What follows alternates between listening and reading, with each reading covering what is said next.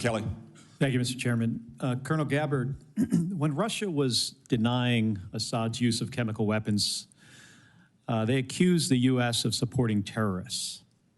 This is a line that Putin used frequently during the Syrian civil war as he supported Assad. Syrian officials made similar comments. They did it repeatedly. They did it in public. They did it at the United Nations. In 2016, you gave an interview in which you said, and this is a quote, "The U.S. is providing direct and indirect support to terrorist groups in order to overthrow the Syrian government." And in 2019, on the Democratic presidential debate stage, you said of President Trump, this is a quote, "This current president is continuing to betray us. We were supposed to be going after al-Qaeda, but over years now, not only have we not gone after al-Qaeda, our president is supporting al-Qaeda." So I'm interested to hear, what was your goal in saying these things? And did you consider, before saying them, the motives of Iran and Russia, what their motives might have been before making these claims? Senator, as someone who enlisted in the military specifically because of al-Qaeda's terrorist attack on 9/11 and committing myself and my life to doing what I could to defeat these terrorists, it was shocking and a betrayal to me and every person who was killed on 9/11, their families and my brothers and sisters in uniform.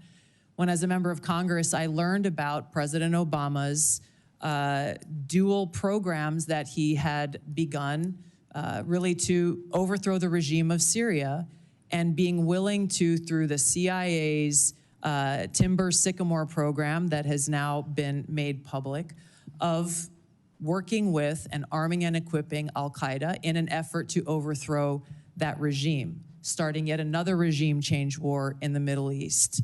DoD Train and Equip program, again, begun under President Obama, is widely been known, looked at, and studied, that ultimately resulted in over $500 million being used to train who they called moderate rebels, but were actually fighters working with and aligned with al-Qaeda's affiliate on the ground in Syria, all to move forward with their regime change and not acknowledging what was obvious at the time and what has unfortunately borne true, which was that a regime change war in Syria, much like the regime change wars in Iraq, the toppling of Gaddafi and Mubarak, while these are all dictators, would likely result in the rise of Islamist extremists like al-Qaeda taking power.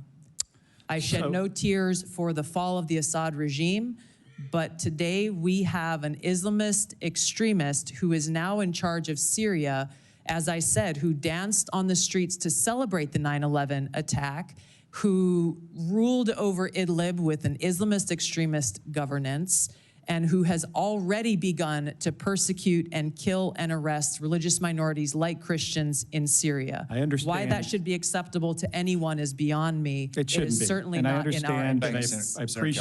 I appreciate your answer, and thank you. My concern has to do with the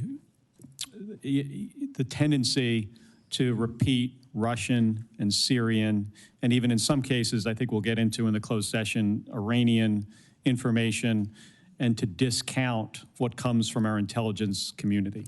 Senator, every American deserves to know that people in our own government were providing support to our sworn enemy, al-Qaeda. That should not be acceptable by anyone. Thank you, Senator Kelly.